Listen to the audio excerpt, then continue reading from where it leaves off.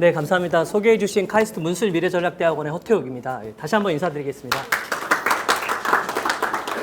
네, 창조경제연구회 그 포럼은 자주 또 저희 카이스트 문술 미래전략대학원과 함께 이렇게 그 형제 아우 같은 또 오늘 이민아 교수님께서 워낙 많이 도움을 주시고 계셔서요. 자주 이제 포럼에 참여했었는데 또 이 자리에서 또 카이스트 문술 미래전략대학원도 그 금요일마다 미래전략 토론회가 금요일 오후마다 열려집니다. 그래서 그 자리에서는 저도 발표를 하고 또 이렇게 좋은 논의들도 한 적이 있었는데 또 오늘 또 좋은 기회를 주셔서 이 4차 산업혁명 시대 미래 일자리의 길 관련해서 저 부족하지만 또 워낙 오늘 또 충출한 또 패널 분들이 계시고 또 오늘 그 자료 보신 것 같이 또 상조경제연구에서 미래 일자리의 길 관련된 다양하고 아주 심도 깊은 자료들을 이미 또 많이 준비해 주셔가지고요. 함께 이렇게 보시면서 제 발표는 좀 이렇게 소스 삼아 보시고 메인 본론적인 측면들은 또 이사장님과 패널분들이 말씀을 같이 논의하면서 들어주시면 좋겠습니다.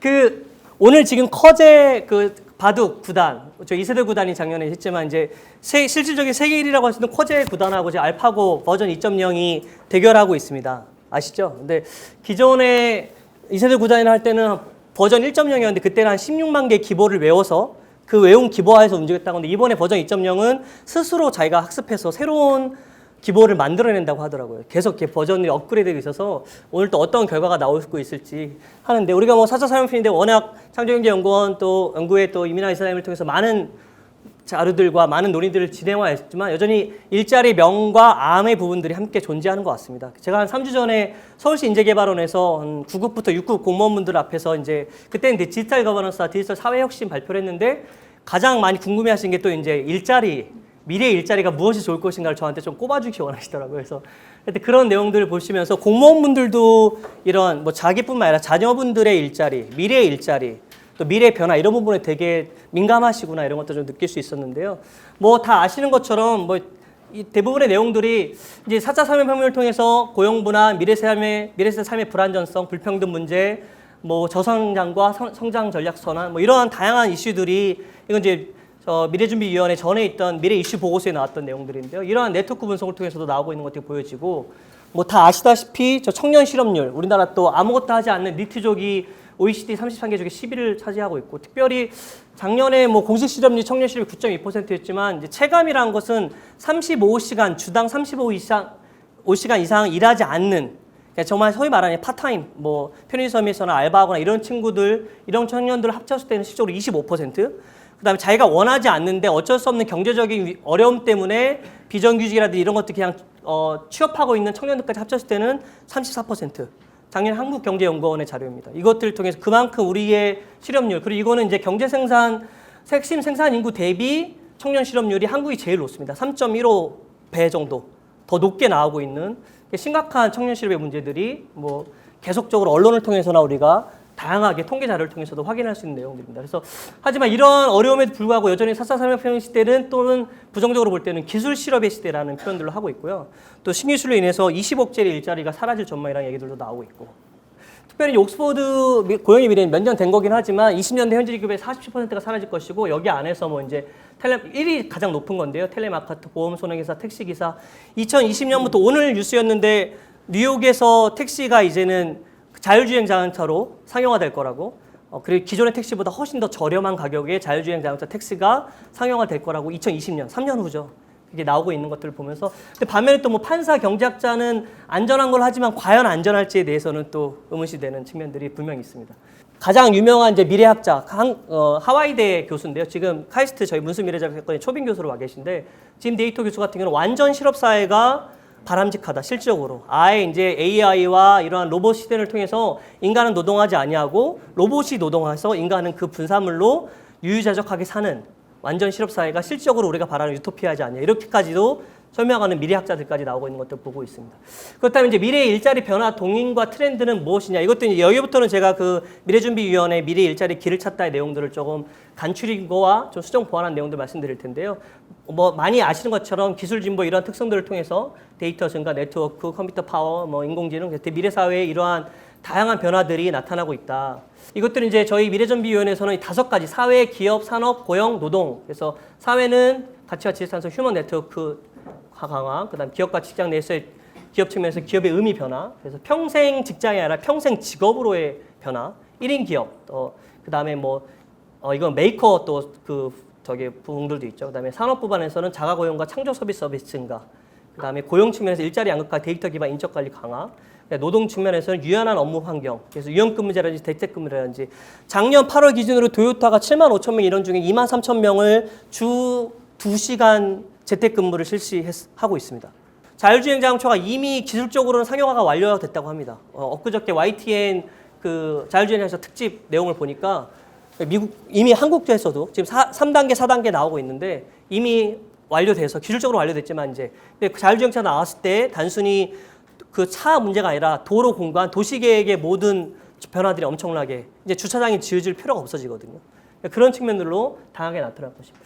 그렇다면 이러한 뭐 앞단계에서 잠깐 명과한 말씀은 우리 사회 기회와 도전들은 이제 조금 일자리에서 본 것 중에 뭐 앞에 내용들이고 이거는 조금 그 유엔의 OECD 국가나 선진국을 돌아왔을 때 한국은 대학교 교육까지는 아주 잘하고 능력이 좋다가 이후에 직업에서라든지 이따 평생교육 말씀 마지막 드리겠지만 그런 측면에서는 획하게 경쟁력이 떨어지는 모습들이 이러한 지표를 통해서도 나타나고 있는 것들을 보여주고 있습니다. 이미 미국이나 뭐 세계경제포럼에서도 2017년부터 아까 제가 자율주행 자동차 이미 기술적으로 완료됐다고 말씀드렸잖아요. 그러니까 그런 것처럼 완전히 기술적인 티핑 포인트가 이미 넘어섰다라고 얘기하기도 하는데 한국은 조금 늦게 2020년 이후로 나오지 않을까, 2021년 이후로 나오지 않을까라는 전문가들의 전론 조사에도 불구하고 세계적인 트렌드보다 우리는 조금 더 늦게 이렇게 보고 있는 경향이 좀 나타나고 있고요. 그리고 이제 기업에 비해서 상대로 인간, 이건 이제 하드웨어, 기계 측면이고 소프트웨어 측면인데 하드웨어 측면들의 역할 변화들을 좀 더 크게 바라보고 있는 또 결과들도 나오고 있습니다. 그래서 이런 것들 결국에는 이제 이러한 진단들을 위기 진단들을 했는데 그렇다면 이제 개인이 미래 사회의 인적 자원으로서 어떤 역량들이 필요할까를 이러한 단계들을 통해서 조금 결과적으로 도출해 보았습니다. 그래서 도출한 것들 보시면 한 3대 역량들을 도출했는데요. 첫 번째는 획일적이지 않는 문제인식. 근데 이런 것들이 이제 기계와의 소통뿐만 아니라 다양한 또 그 인간 사회에서의 그러니까 문과 이과를 나누지 않는 어떤 인문학적인 또는 감성적인 그 분석 능력들을 포함하는 획일적이지 않은 문제인식, 다양성의 가치 이런 것들을 휴먼 네트워크, 자기 주변에 있는 다양한 사람들의 의견들을 듣고 그것들을 조화롭게 조화하고 어떤 수렴할 수 있는 그런 다양성의 가치를 조합하는 대안 도출 역량. 근데 기회와의 협력 도출 역량, 뭐 우리가 잘 아는 것처럼 디지털 기술 정보 이해라든지 디지털 기술 또는 기계 기술과 AI 기술과 공생할 수 있는 이런 측면들이 역량들로 나타나고 있는 것들을 볼 수 있겠습니다. 마지막으로 이런 것들을 좀 그러면 실적으로 끌어내고 동원할 수 있고 혁신할 수 있는 것들 시스템적 혁신이 뭐가 있을까? 한 4가지 정도로 저희 미래준비위원회 보고서에서는 좀 제출했는데요. 첫 번째는 교육 시스템 혁신입니다. 그리고 두 번째는 직업의 다양함 및 기업 문화 혁신, 세 번째는 사회 안전망, 네 번째는 좋은 일자리 창출, 기반 강화 측면입니다. 뭐 나머지 다양한 부분들이 이미 창조경제연구에서 다양하게 제시되어 있고 심도 깊은 논의들이 있었던 걸로 알고 있는데요. 마지막으로 간단하게 좀 말씀드리면 첫 번째 맞춤형 교육 같은 경우는 이제 뭐 학교 교수 시스템 혁신이라든지 아까 제가 디지털 네이티브 말씀드렸지만 한국에서도 이제 프로그래밍 하는 교육, 코딩 교육이 2018년에부터 정규 교과 과정으로 편입됩니다. 두 번째는 이제 직업의 다양한 기업 문화 혁신인데요. 이것도 기업 문화는 참 어렵습니다. 손학규 지금 이제 국민의당 그 상임대표로 있었지만 전 지사 이제 그 대통령으로 나왔을 때 슬로건이 저녁이 있는 삶이었습니다. 기억나시나요? 손학규 지사가 했다는 얘기는 모르고 대부분 저녁이 있는 삶에 대한 슬로건들은 되게 많이 그리고 올해부터 공무원들이 한 달에 한 번씩 금요일 날 오후 4시에 출근합니다. 퇴근합니다. 그런 것들이 되게 많이 발전했는데요.